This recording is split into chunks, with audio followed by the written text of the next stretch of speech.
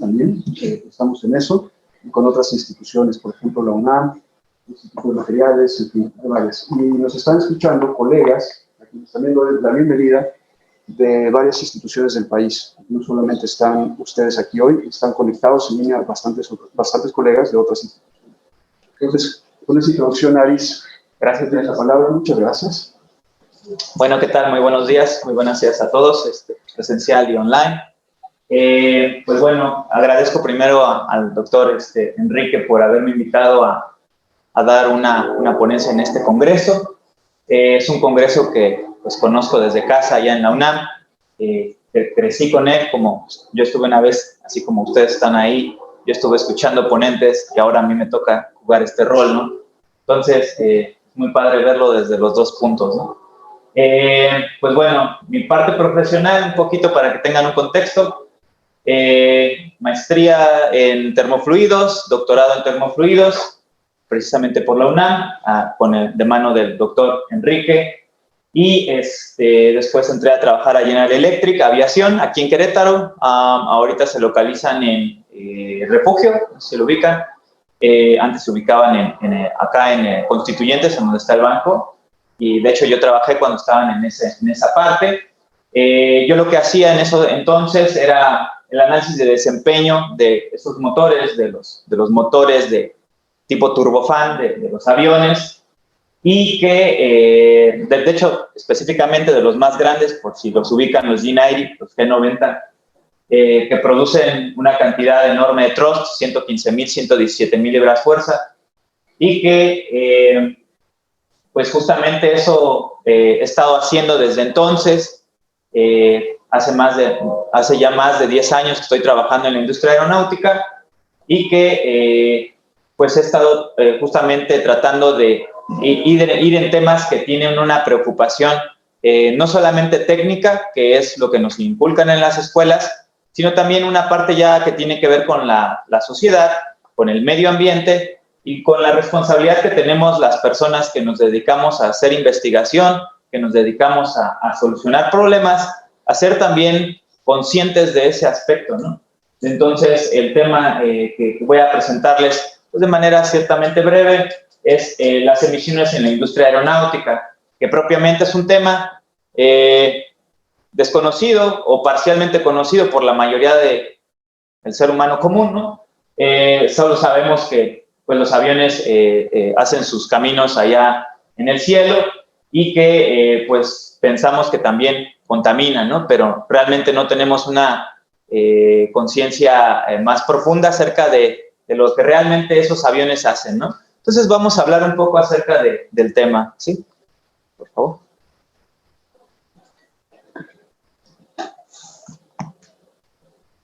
Bueno, por cierto, vengo de la Universidad de la UNAC, quien prácticamente al lado del aeropuerto. Pues bueno, entonces los temas que vamos a revisar el día de hoy, pues va a ser las emisiones, o sea, qué son las emisiones, qué tan preocupante es ese tema. Después vamos a pasar a los estándares de emisiones, es decir, quién es el organismo mundial que se encarga de regular, de revisar y de tomar en cuenta este aspecto, que pues bueno, en español OASI, en inglés es el ICAO, y el Comité de Protección Ambiental para la Aviación, que en específico ahorita más adelante vamos a ver qué es.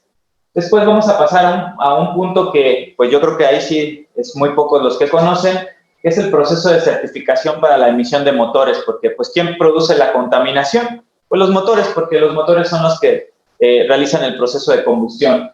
Entonces ellos son los causantes, ¿no?, de la contaminación aérea. Y pues después vamos a pasar a un tema ya particular de esas emisiones, que es un tema relativamente nuevo, 2016, que se empezó a tomar en cuenta en el mundo, digámoslo así, en el mundo civilizado, porque pues todavía ni siquiera se aplica en México, no se aplica en toda la TAM.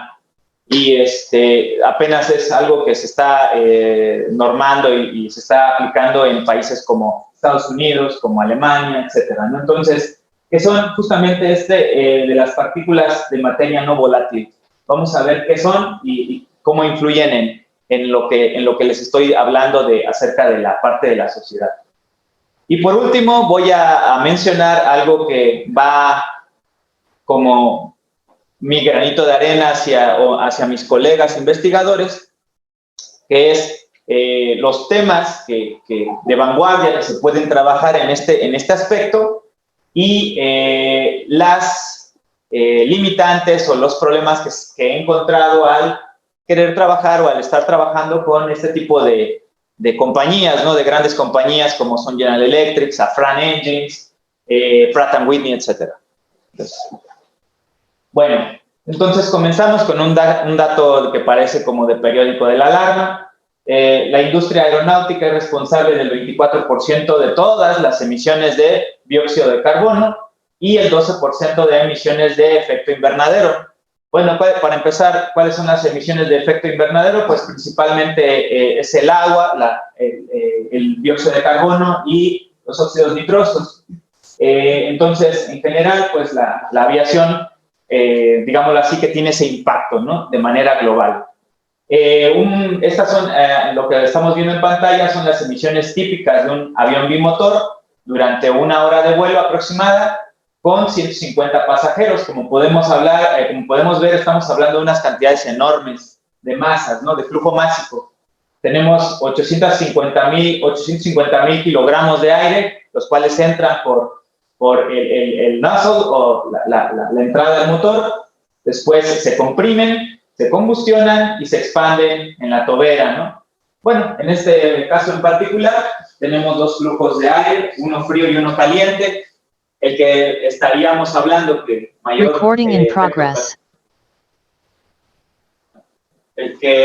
efecto perjudicial tiene es el del core, es el que está en color como naranja, y que el flujo que sale en azul es el flujo que sale por el bypass. Ese flujo no es combustionado, es aire que simplemente se empuja, ¿no?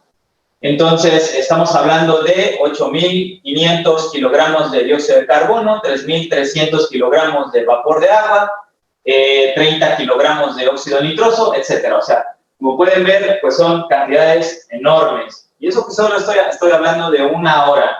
Un avión típico, su vuelo es promedio, son 4 horas en promedio, ¿no? O sea, haciendo...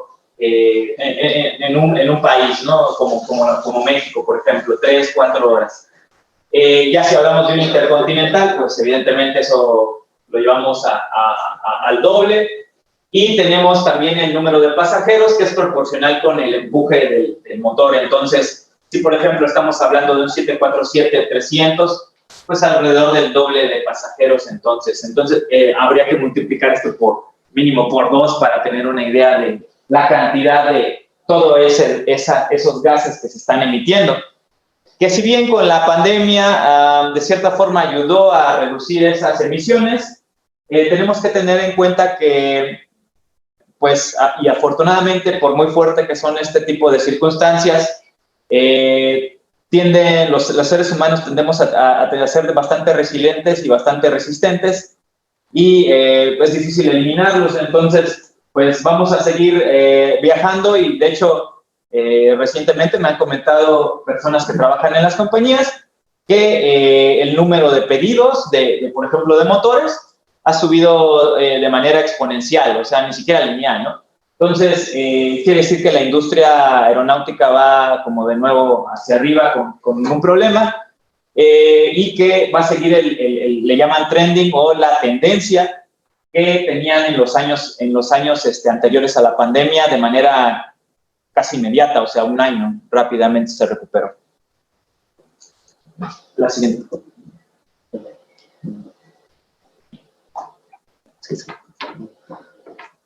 Bueno, entonces, ¿quién es el que se encarga de hacer la reglamentación de este tipo de consideraciones?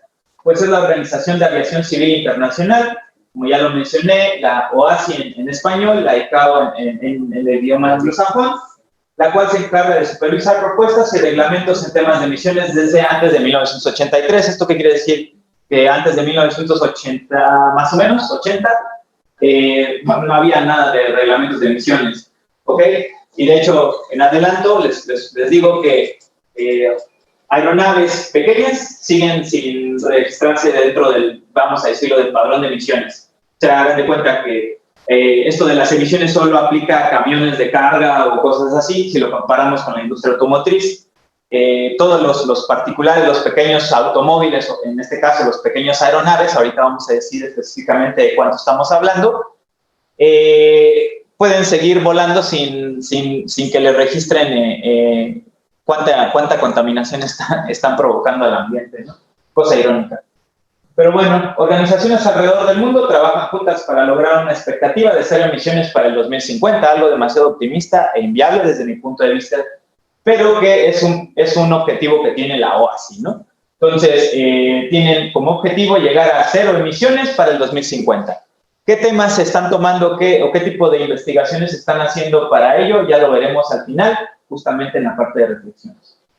Y después, la implementación de tecnologías más ecológicas, así como regulaciones más estrictas, y ahora lo veremos, para los motores de producción actual son justamente el tema de hoy, ¿no? O sea, cada vez, igual que como pasa en la industria automotriz, cada vez ponen más estrictos en la reglamentación. Si, por ejemplo, antes tenías un máximo de producción de 3.000 kilogramos de dióxido de carbono, para el año que sigue te van a poner 2.500, a ti como productor, como productor de motores, ¿no?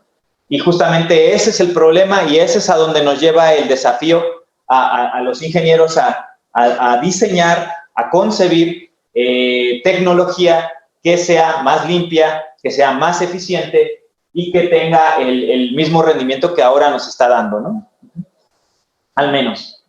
Bueno, esta OASI que pone los reglamentos, digámoslo así, que se encarga de también, a su vez, de juntar la información de producción de esos motores a los cuales se les aplica la certificación, para que, pues, evidentemente esté montado en ala un motor, tiene que cumplir con un montón de certificaciones y entre una de ellas es las emisiones.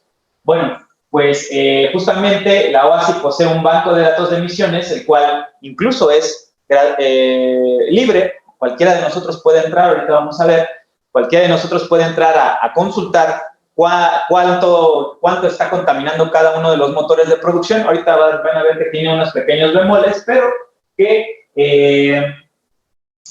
pues es un avance, ¿no? Es un avance al menos. Y pues bueno, una agencia que trabaja de la mano con la OASI es la Agencia de Seguridad Aérea de la Unión Europea, de la EASA, dado que ellos justamente son los que se encargan de hacer el storage, de hacer el almacenamiento de esa base de datos, ¿no? O sea, de hecho, para poder consultar esa base de datos de la OASI, tiene uno que entrar a la EASA. Y bueno, y lo que les decía, ¿a qué tipo de motores aplica este tipo de reglamentación? A motores exclusivamente que produzcan un empuje mayor o igual a 26.7 kilonewtons. Bueno, si eso no tenemos una conciencia de lo que es, pues básicamente era así como les dije, necesitamos distinguir entre lo que vendría siendo un avión con propósitos recreativos, con propósitos de transporte personal de 2-3 plazas.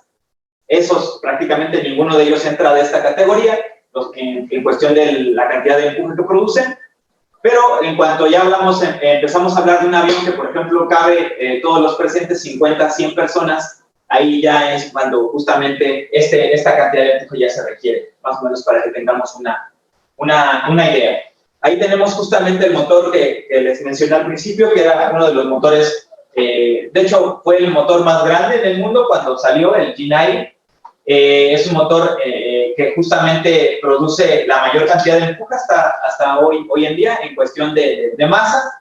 Y del lado derecho tenemos un ejemplo de un motor tipo turbojet, que son los aviones de combate, el F-117, el F-22, el F-35, poseen ese tipo de motores de tipo convergente, con toberas convergente-divergente para seccionamiento del empuje. Y todos ellos contaminan. Bueno, los fabricantes principales de motores envían sus datos a la autoridad certificada principal, la cual está determinada justamente por por la FAA, la Federal Aviation, los americanos tienen el poder global, entonces ellos son los que certifican y aprueban cada uno de esos motores que salen a la venta y que además tienen que cumplir con las normativas, incluidas las de emisiones.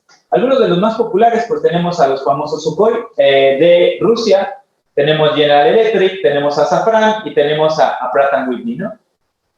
La CEA principal verifica que los datos enviados al banco de datos estén de acuerdo con la parte de certificación, es decir, cumplan con la normativa, y ya visto desde el punto de vista del navegador, así es como se muestra dentro de la EASA la base de datos. Son documentos Excel, básicamente.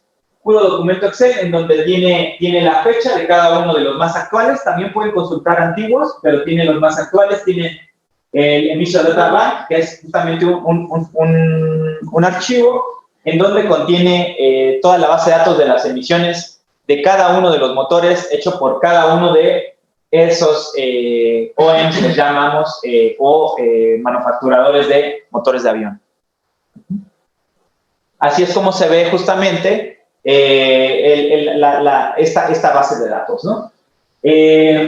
Quitarle unas columnas, hice un arreglo para que justamente sea más fácil de ver, pero normalmente tenemos la columna de quién es el manufacturador. En el ejemplo tenemos allá a Rolls-Royce, a Aviation Average y otros. Y después tenemos las columnas de las diferentes emisiones que miden. Ahorita vamos a ver que el problema, como vimos, afectamos, de las principales emisiones que afectan son el dióxido de carbono, monóxido de carbono, el agua, los hidróxidos y algunos otros. Pero, desgraciadamente, para hacer la certificación de los motores no se miden todos. Lástima, pero, por ejemplo, ¿cuáles sí tenemos? El hidrocarburo, tenemos los monóxidos, tenemos los óxidos nitrosos, pero, por ejemplo, no tenemos los dióxidos de carbono, ¿no? Y no tenemos el agua, y no tenemos otros más. ¿Por qué? Pues parecería que se hace de manera intencional para que cumplan algunas restricciones, o parecería que, o de verdad, o lo que dicen ellos es, el problema es la parte de la instrumentación. Perdón, ¿podría regresar, por favor? Entonces, todos estos datos, algo que me faltó mencionar que es muy importante para que se vaya teniendo desde ahora, es que todos estos datos son medidos a condiciones a nivel del mar. El motor se encuentra estático en un banco de pruebas, no está montado en un ala, no está volando a 30,000 pies, no está en un proceso de vuelo, ¿no? Y a ese proceso de, digámoslo así, de tenerlo en el banco estático, en tierra, y hacerle las pruebas pasando por diferentes cantidades de empuje, le llaman LTO, que es Landing to Take Off, o sea, desde aterrizaje a take off, a despegue. Es decir, el despegue, en el despegue equivaldría a tener el 100% de empuje disponible para el motor, mientras que el landing sería, es un porcentaje de aproximadamente el 35-40%. Ahorita lo vamos a ver específicamente, pero un porcentaje menor. Entonces, lo que hacen ahí es en una celda de pruebas. Aquí en Querétaro tenemos una celda de pruebas en ITP, y lo que hacen es montan el motor en la celda de pruebas y regulan el empuje, ¿no? Regulan la cantidad de masa que produce. Y entonces, otra consideración es que no se le realizan sangrados, es decir, no se le hacen extracciones de potencia. Entonces, todo es de manera ideal. No es como si estuviera haciendo una misión de verdad, que las cosas, las emisiones van a cambiar mucho en una misión de verdad. Y de hecho, ese es otro de los problemas que también vamos a ver al final, ¿no? Bueno, les platicaba cuáles son las que sí leen y cuáles son las que no leen para esa base de datos. Las que sí leen esa base de datos son los hidrocarburos, los monóxidos de carbono, los óxidos nitrosos, el humo, ahorita vamos a hablar qué es lo del humo, y las NVPM, o es Non-Volatile Particulate Matter, o partículas no volátiles, que si lo vemos desde el punto de vista macroscópico, las NVPM se encuentran contenidas en el humo, solo que son un tipo de partículas muy especiales de las cuales ya les hablé más adelante y que vamos a observar. Ahora, ¿cuáles son, de acuerdo a dónde se encuentra esa normativa, dónde lo podemos leer? En el anexo 16, volumen 2 de la OASI, ahí es donde podemos revisar nosotros cuánto es lo máximo que puede producir de emisión, de ciertas emisiones, un motor de producción. Esto evidentemente lo tiene que cumplir todo constructor de motores, porque si no, pues no se va a poder vender su producto, y su producto vale cientos de millones de dólares. Entonces, ¿cuántas emisiones de dióxido de carbono teóricamente hasta cuántas teóricamente podrían cubrir? Y digo teóricamente porque pues no las miden, o sea, no las miden para el registro.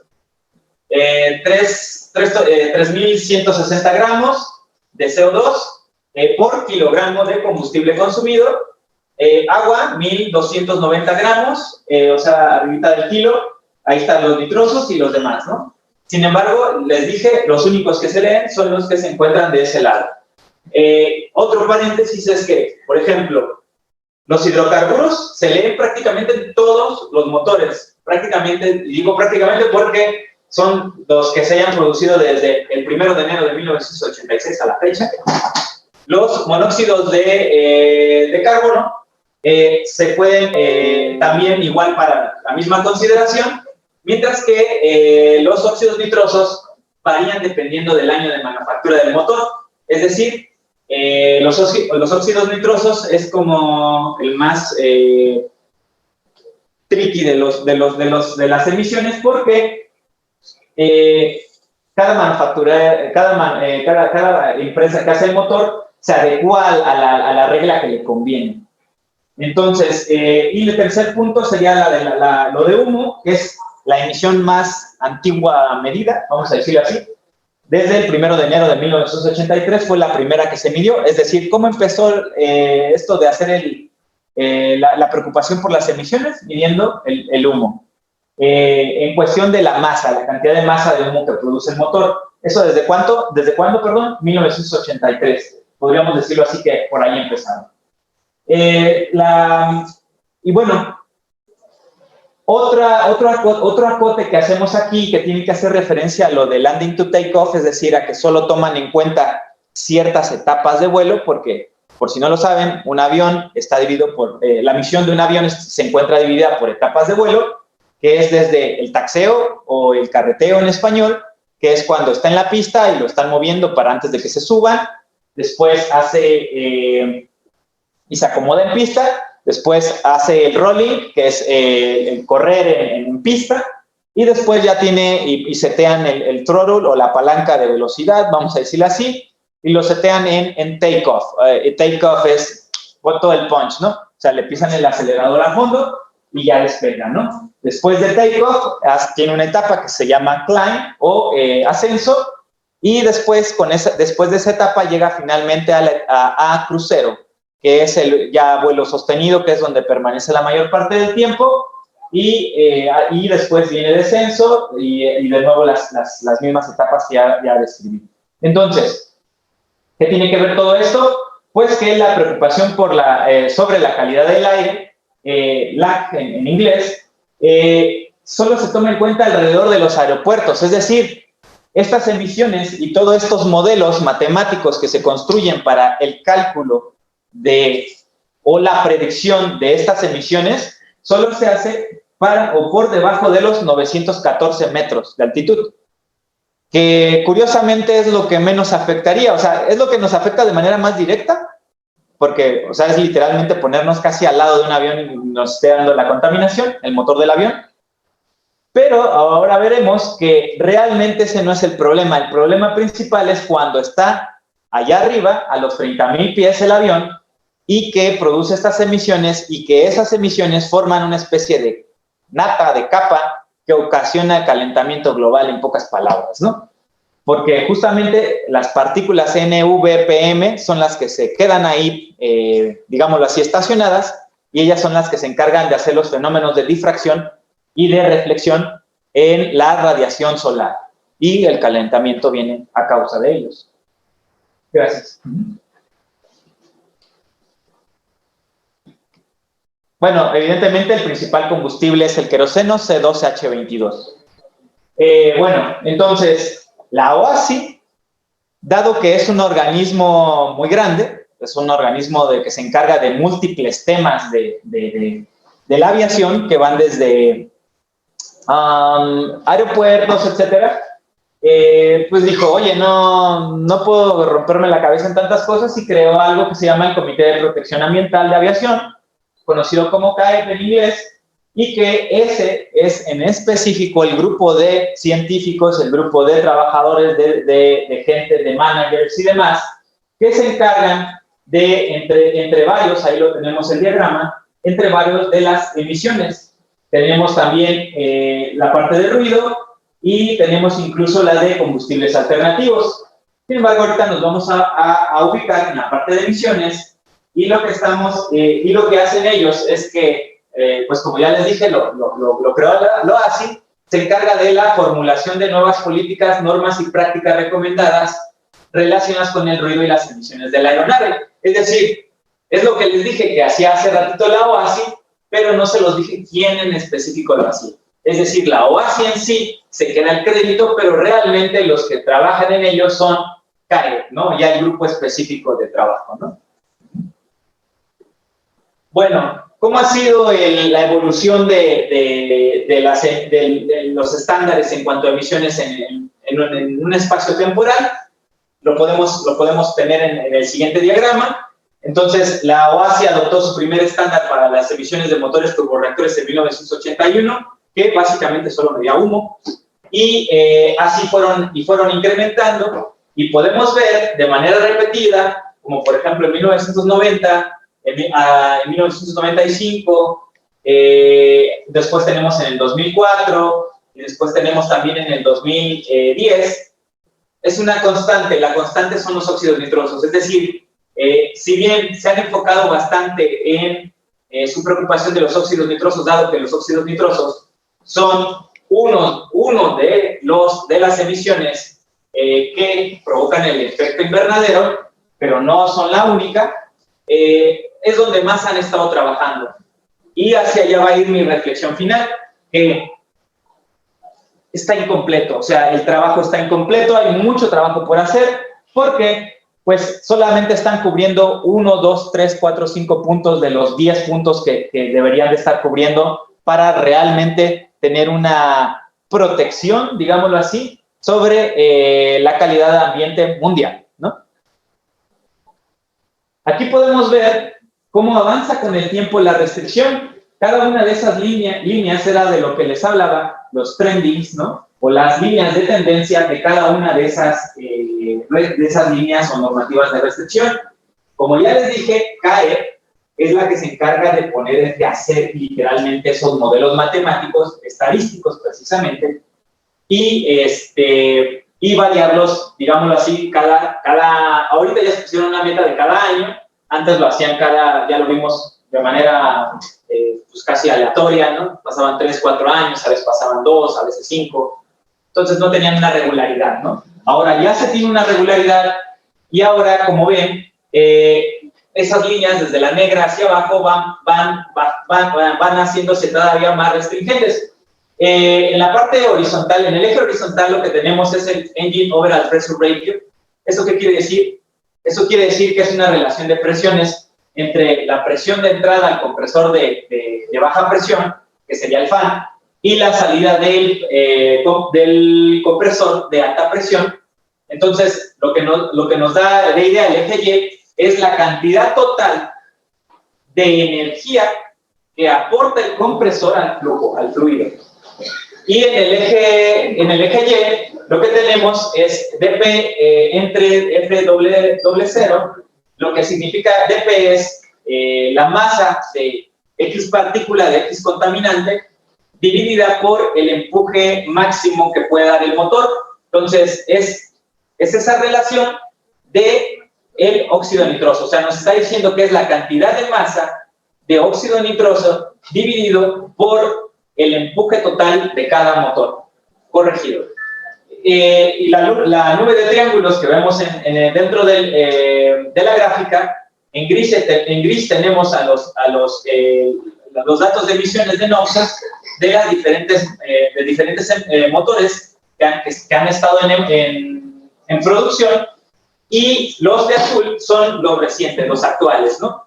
Ya motores de la nueva, más o menos nueva generación. Los de nueva generación todavía no entran en esta, son motores LEAP, pero todavía esos vienen para la CAE 10. Ahorita nos encontramos, ahorita me refiero en cuanto a espacio temporal, nos encontramos en CAE 11. Ajá, de hecho ya va a salir CAE 12. CAE 12, recuerden, es una especie de sinónimo de trending, de limitaciones de emisiones en cuanto a nivel mundial, ¿no? Bueno, y lo que les hablaba, la de la emisión, aquí tenemos en específico cuánto vale y cómo está más descrito. ¿Y qué tiene que ver con el proceso de certificación? ¿Cómo se certifica un motor? Bueno, pues un motor se certifica, ya lo dijimos, en tierra. No se certifica en el avión, se certifica en la tierra, en una celda de pruebas. Y solo se certifica para las fases de despegue y aterrizaje. Y recuerden, no es que esté aterrizando y despegando el avión, sino simplemente estamos moviendo la palanca de velocidad y estamos seteando esa velocidad de acuerdo a la cantidad de empuje que nos entrega cada motor. El despegue, ya les dije, el take-off, el empuje es el 100% y más o menos dura 0.7 minutos. Un avión no puede estar más de 5 minutos en su fase take-off, es decir, un piloto no puede meter el throttle, la palanca, y dejarla en take-off más de 5 minutos porque causaría un sobrecalentamiento en el motor, daños por fatiga térmica. ¿Ok? Entonces, a eso se le llama un overrate. Ajá. Después, ascenso es cuando tiene un 85% de empuje y ese proceso dura aproximadamente unos 2.2 minutos, mientras que el descenso tiene un 30% de empuje y dura 4 minutos en promedio, mientras que el taxeo o el carreteo dura aproximadamente unos 26 minutos, evidentemente por cuestiones de tráfico aéreo, y ahí solamente se tiene un 7% de empuje. Si hacemos la sumatoria de los minutos, nos da un aproximado de 32.9 minutos. Ningún vuelo dura eso, ¿no? Entonces, ¿qué pasa? Pues lo que pasa es que ya lo dijimos, los procesos de certificación sobre los motores hoy en día solo se realizan durante estas fases y no durante la fase principal, que es crucero. Y es crucero en donde más cantidad de combustible estoy quemando y ese es donde más tiempo estoy. Entonces, teóricamente sería la fase en donde deberíamos estar midiendo, porque pues es donde más debería de estar interesando, pero pues curiosamente no se hace así. El proceso de certificación implica hacer funcionar el motor en el banco de pruebas con cada fase con el porcentaje que les acabo de mencionar. Sin embargo, solamente se toma en cuenta take-off y descenso. Gracias. Ok, ¿cuáles son algunas de las variables que además de las emisiones se están cuantificando o se están calculando? Porque de manera directa solo se cuantifican unas y después se tienen que calcular otras. Por ejemplo, el fuel flow o flujo de combustible, ese se cuantifica de manera directa, tienen sus medidores de flujo. El índice de emisiones, ese es muy importante. El índice de emisiones es un nombre genérico. Por ejemplo, podemos tener índice de emisiones para monóxido de carbono, índice de emisiones para dióxido de carbono, índice de emisiones para NOxes, etc. Pero, ¿qué significa eso de índice de emisiones? El índice de emisiones es la cantidad en gramos de la emisión de la cual se trata, dividida por la cantidad de combustible que se gasta para realizar esa emisión. Entonces, esa es la relación del índice de emisiones. El número de humo, que es el más antiguo de todos los parámetros, ya lo vimos, es el primero que se midió, ¿no? El humo. Ese tal cual tiene un número adimensional y evidentemente el cómo lo miden es un secreto de compañía. No se los puedo decir, sí lo conozco, pero no se los puedo decir porque, pues, para justamente trabajar con este tipo de compañías hay ciertos datos que puedo compartir, ciertos datos que no puedo compartir, porque uno de los principales problemas de trabajar con alguno de ellos, desde el punto de vista como investigador, es el acceso a la información, sin duda. Después, para permitir, los datos anteriores permiten el cálculo de algunos otros valores, como por ejemplo, la relación de emisiones, las emisiones brutas totales, los valores de los cuales ya hablábamos, que era la cantidad de gramos de combustible dividido por el empuje máximo y el número de humo máximo, ¿no? Cada compañía tiene una manera diferente de calcular cada una de esas. Ok, y eso nos lleva a la emisión de la cual les estuve hablando, que era la de las partículas de materia no volátil. ¿Cómo las definimos o cómo las vamos a distinguir? Son parte del humo, sí. O sea, si lo vemos como un todo, son parte del humo. Pero en específico esas partículas son aquellas que salen de la tobera del motor. Evidentemente estamos hablando del hot section, de la sección caliente, del core, porque suceden después del fenómeno de combustión. Son aquellas partículas que no pueden ser volátiles, que no se pueden quemar, pues, y que de manera espontánea a temperaturas mayores a 350 grados centígrados y que son muy, muy pequeñitas. De hecho, se clasifican en dos escalas. Uno, la PM2.5 y la PM10. La PM2.5 estamos hablando de 2.5 micrómetros y la PM10 estamos hablando de 10 micrómetros. Esas están en esos dos rangos. Las NVPMs consisten principalmente en hollín ultrafino o emisiones de carbón negro y no cambian en masa ni en número una vez que se mezclan con toda la columna de humo en el escape del motor, ¿no? Ahí se quedan 5 minutos. 5 minutos, ok. Y bueno, las partículas tienen un diámetro inferior a 10 micrómetros y pueden inhalarse por el torrente sanguíneo y alojarse en el torrente sanguíneo, pues evidentemente causan enfermedades como las que podemos ver a continuación. Muerte prematura en personas por enfermedad cardíaca, ataques al corazón, asma, cáncer, disminución de capacidad pulmonar en humanos, mientras que en el ambiente pueden causar, por ejemplo, reducción de visibilidad en aeropuertos, reducción en nutrientes del suelo, la diversidad del ecosistema se puede ver afectada y la famosísima lluvia ácida, ¿no? Bueno, aquí está otro contexto ya actualizado. Allá teníamos hasta el 2016, me parece, 2014. Y aquí tenemos justamente en donde nos encontramos ahora, ¿no? Ya tenemos no solo la parte de la inclusión del NVPM, porque ya se empezaron a medir, sino que ya se están empezando a utilizar diferentes técnicas para poderlas justamente medir. Ayer estaba comentando con un colega que podría incluso ser un tema de bastante interés, dado que todavía no se encuentra un método 100% confiable.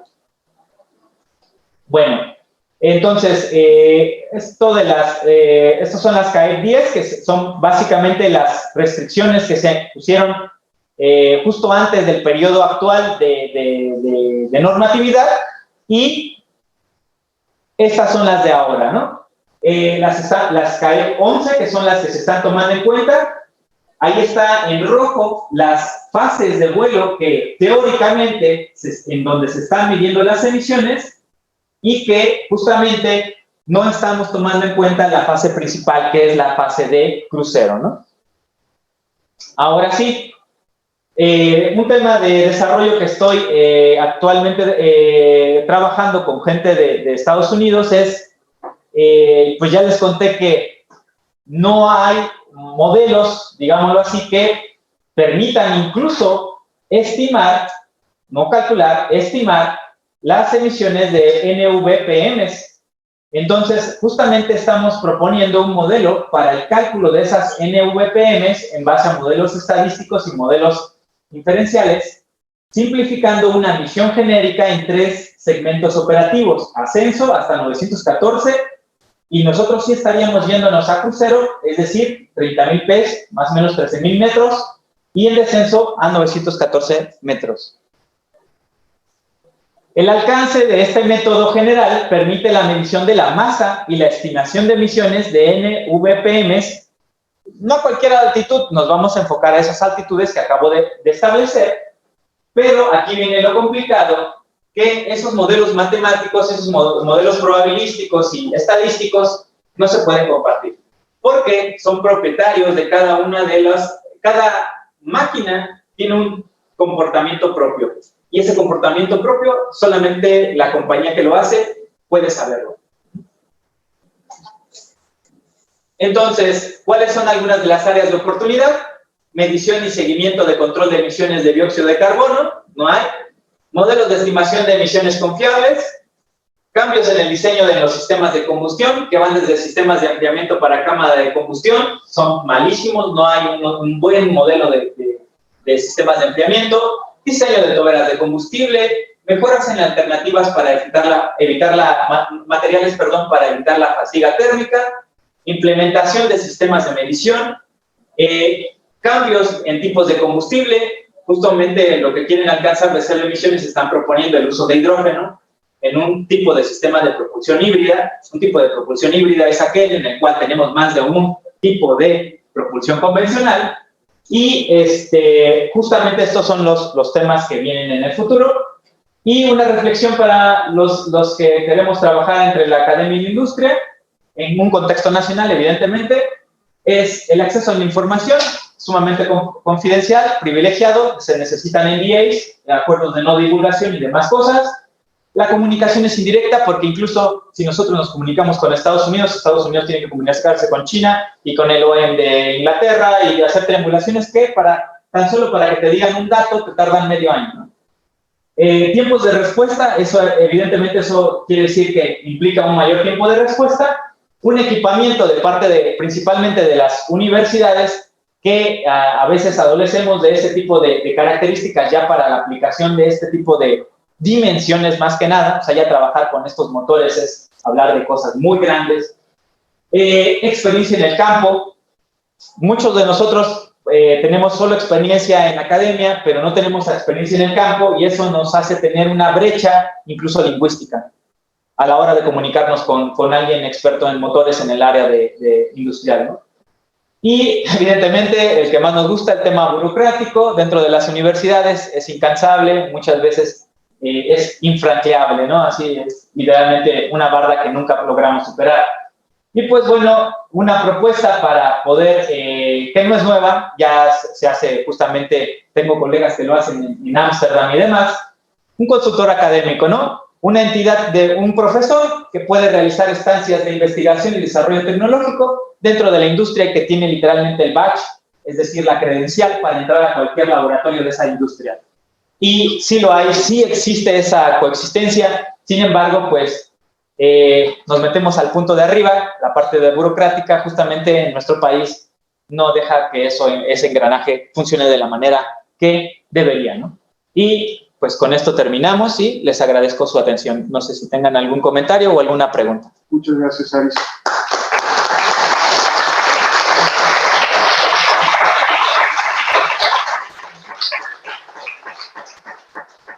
Un tema muy técnico, muy para especialistas, pero si tienen alguna pregunta están invitados a hacerlo, con toda confianza. ¿No tienen alguna duda? No sientan pena. También a nuestros invitados que estén conectados en la plataforma de Zoom y en la red pueden hacer preguntas por el chat o en vivo si quieren. Adelante. Muy bien, excelente presentación, felicidades. Gracias. No me extraña lo de las emisiones, lo que comento, coincido contigo que debe de medirse todo, ¿no? En cuanto a emisiones para certificarlos. A mí no me extraña que sea tú dices, el landing y el take-off. Bueno, como el despegue y el aterrizaje. El take-off y landing. No me extraña porque varios dispositivos de combustión los caracterizan en zonas que incluso le llaman arranque, que se supone que es cuando tú rompes la inercia del sistema. Entonces, durante la velocidad crucero yo estimaría o esperaría un consumo de combustible constante, cosa que no ocurre en esas dos partes, ¿no? Así es. Entonces, yo supongo, aquí también me gustaría saber tu opinión, ¿esto es válido en los motores? Que durante el despegue el consumo te da pulso muy grande y durante el aterrizaje también. Esto ocurre en dispositivos de combustión. El flujo de combustible justamente es una variable que se comporta tal y como la estás pensando, pero las emisiones no. ¿Por qué? Por el efecto del ambiente. El ambiente cambia de manera significativa tanto la interacción como la cantidad incluso de cada uno de ellos. No es para nada lo mismo que comparar la cantidad de CO2 que estás liberando a sea level en una temperatura y presión controlada lo que vas a tener a 30.000 pies volando sobre una región harsh, o sea, por ejemplo, Arabia Saudita, ¿no? Nada que ver. Va a cambiar totalmente y justamente ese es el problema. Y el otro problema al que vamos es que no puedes montar en el avión un sistema de medición de emisiones. No, pero me refiero al estático, ¿no? Ajá, sí. O sea, en cuestión de potencial, sí lo podríamos medir y lo podríamos hacer la equivalencia. Podríamos decir landing to take off, incluyendo cruise, porque pues cruise es más o menos un 75% del empuje total, 50 a veces, dependiendo del motor, hay variación, pero el problema principal es la interacción. Eso, y justamente es donde vamos a trabajar un poquito, no mucho, pero pues vamos a hacer la incursión, tratar de ver cómo el factor ambiental está pegándole a cada una de las variables, y eso es todo un rollo gigante. Sí. Tenemos otra pregunta de Katy Stern. Adelante, Katy, por favor. Sí, hola, ¿cómo estás? Muchas gracias, Aris, por la plática súper interesante y pues sí tenemos que hacer un esfuerzo para juntar a la academia con la industria y disminuir esos problemas que sí dependen de la gente, hay otros que no. Yo tenía, ya puse en el chat algunas preguntas. ¿Qué se certifica en México? Ahorita se habla mucho de las emisiones acústicas por el cambio de rutas aéreas en el Valle de México y pues porque están volando relativamente más abajo los aviones. En realidad no están más abajo, pero pasan por lugares más altos de la ciudad. Y yo no sé, ¿qué mediciones pueden hacer ustedes? ¿Aquí se certifica algo o estos motores se certifican de manera internacional en lugares internacionales? Sí, y de la hecho otra es si puedes volver a poner la diapositiva, perdón, no me dio tiempo de copiar todo, en la que pones los temas de posible trabajo. Gracias. Si me pueden apoyar, gracias. Ok, bueno, yendo a la primera pregunta, ahí en México no se certifica ningún motor, solamente se hacen justamente los CEAs que vienen siendo los centros de acreditación y certificación internacional de cada una de las compañías. Por ejemplo, General Electric solo certifica en Estados Unidos, Safran solo certifica en Francia, bueno, también a veces en Estados Unidos, pero en general en Francia, Pratt & Whitney, Estados Unidos, Rusia, Sukhoi, Rusia, etcétera. O sea, casi siempre la parte de la certificación se realiza en el país originario de la OEM, o sea, de la constructora de motor. ¿Cuál es la diapositiva que decía? ¿La de temas de actualidad? Esta. Sí, esta. Sí, esa. Sí. Déjame tomar una foto rápido y ya la puedes sacar, perdón. Claro, sí. Y no me dio tiempo, pero le tomé una foto y ya quedó. Gracias. De nada, no, con gusto. Y de las emisiones acústicas, ok. no hace nada, ¿verdad? Porque una cosa es lo que produce el avión y otra cosa es, según el lugar de vuelo, cómo llega a la población. Me imagino que no hacen esa diferencia. Como tú decías, producen muchas emisiones en crucero, pero como no nos están llegando directamente, aunque sabemos que se queden volando ahí arriba, pues no podríamos medirlo aquí abajo. El ruido sí se mide también acústicas, o sea, el noise, sí se mide y también se certifica. No lo presenté porque me enfoqué en emisiones, evidentemente de productos de combustión, pero sí, también se certifica en cuestión de ruido, noise. Pero evidentemente eso igual, no es algo que se haga de manera local en el país. Haz de cuenta que confiamos en el tío Sam y decimos que si el motor está certificado para vibraciones o para noise, ya puede volar en cualquier parte del mundo y todo está bien. No se hace de manera local una especie de segundo punto de vista o algo, nada. ¿Cuál es tu opinión sobre eso, Aris? Pues completamente mal, ¿no? O sea, deberíamos de justamente tener al menos una segunda opinión. Ellos controlan todo, ¿no? O sea, FAA controla todo. ¿Hay alguna pregunta? Yo tengo dos preguntas, Aris. Una que te haría si tuviera la edad de ellos y estuviera sentado ahí con ellos. ¿Cómo repercute todo esto? Porque esto es una cuestión de regulaciones y de mediciones de contaminantes y cosas, pero ¿cómo se ve esto en la máquina? O sea, ¿qué hacen ustedes para rediseñar las máquinas y cumplir con esta normatividad? Aquí podemos ver un ejemplo. En el primer punto, tercer punto, cambios de diseño en los sistemas de combustión. Justamente ahorita también estoy trabajando en otro proyecto dentro de Comsafran que tiene que ver con el rediseño del liner, que es la cubierta, la carcasa dentro de la cámara de combustión, para... No, está en casa. El liner, que viene siendo una especie de cubierta metálica con agujeros, para que todos entiendan, se parece a una rosquilla, pero con agujeros, y que ese diseño pues, se hizo de manera empírica, y es probando y funcionando, probando y funcionando. Hoy en día, los grandes, los señores Safranes, Prat y demás, la compañía que me diga, no tiene un modelo matemático, un modelo físico que de verdad sustente su diseño. Es todo en base al funcionamiento, en base al empirismo puro. O sea, yo voy a la cámara de combustión, le hago un agujero nuevo y veo qué pasa. Así está, así trabajan. Interesante. Muy bien, la otra pregunta que te hago, y ya te pido ser muy breve para que podamos dejar ir a los chicos, es, me intriga un poco este personaje que pones tú en tu lista al final, del consultor académico. Ajá. Ese podría ser cualquier consultor académico, o tendría que ser alguien, por ejemplo, que se especializa como tú en ese tema. O sea, puede ser un doctor, por ejemplo, o puede ser cualquiera de nosotros que esté interesado en acercarse. Esa entidad, como ya lo mencioné, existe en otros países. Una amiga mía trabaja en Ámsterdam y tiene esa entidad. Ella tiene batch por ejemplo, ella es en cuestión de gestión aeroportuaria, ¿ok? Ella trabaja en la AUAS, en la Universidad de Ámsterdam. Y entonces ella es profesora ahí, la cátedra está contratada como profesora de ahí, pero ella también tiene un gafete que le permite entrar a cualquier parte del aeropuerto Schiphol en Ámsterdam y puede entrar a la torre de control sin pedir permiso a nadie y hacer preguntas y demás, porque justamente lo que ellos hacen es ayudar al aeropuerto a ser más eficiente, a hacer su trabajo. Ella es especialista en gestión aeroportuaria y desde su campo de conocimiento especial ayuda al aeropuerto en diferentes temas, ¿no? Pero eso es en Ámsterdam, yo te hablo de México. O sea, aquí estamos en días de crear esa figura. Sí, sí, sí. Yo podría levantar la mano y decir, a mí me interesa, Aris, ponme la lista.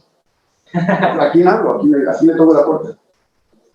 En primera, pues a gentes que conozco, puedo mencionar, pero sí, o sea, sí podríamos. Sí podría. De hecho, estoy trabajando en eso. Carlos Echeverría tiene alzada la mano. Adelante, sí, una más. Carlos. Hola, ¿qué tal? Muy buenos días. Felices por la presentación. Una duda. ¿Qué tan viable ves implementar nuevas técnicas de medición para medir estos componentes que nos comentas, que no se miden?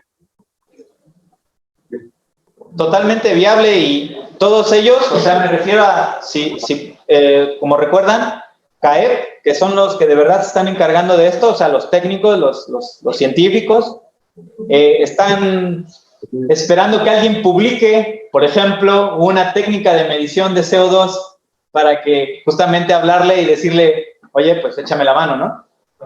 En un avión que está operando en condiciones normales. Sí. Tienes que instalar únicas funciones. Sí, o sea, esa gente incluso te llama, o sea, si sabes hacerlo, estás ahí. Ya sabes, David. Sí. ¿Y en México qué también lo ves?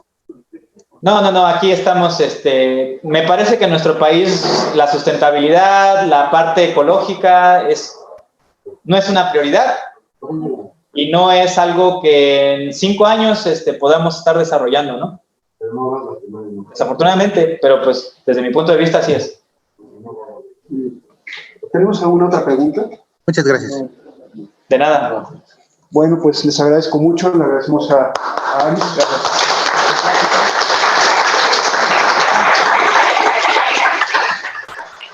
Sí, hay una pregunta más. Adelante, por favor. Mencionaba que hay partículas que causan daños negativos a tanto humanos como al ambiente.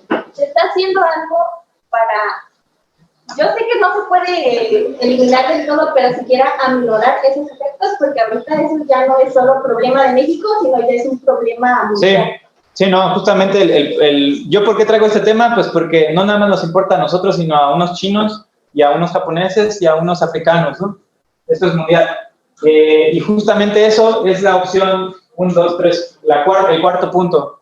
Teóricamente, el cuarto punto soluciona todo. Y digo teórico porque no se ha aprobado, ¿verdad?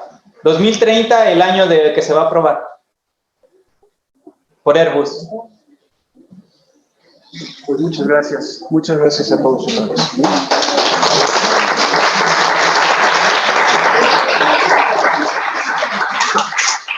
A los que están conectados, les recuerdo que a las 4:30 es la mesa redonda y están cordialmente invitados todos, y también los presentes. Muchas gracias. Gracias.